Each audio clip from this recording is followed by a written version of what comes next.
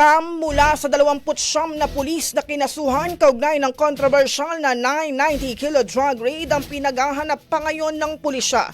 Sa pulong balitaan kanina sa Campo Crame, sinabi ni PNP spokesperson Brigadier General Jean Fajardo, 4 ditong aktibo pa sa serbisyo, 3 ang retired, 1 resigned at 1 dismissed from the service.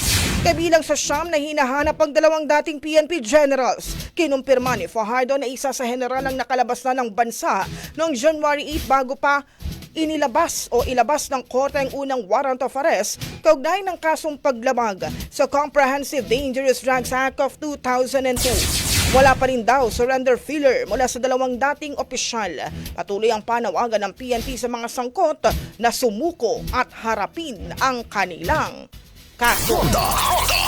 Brigada. Ang bahaging ito ay hatid sa atin ng Yummy-Vit ES3 Syrup. Simulang tuparin ang pangarap ng iyong anak. And starting now,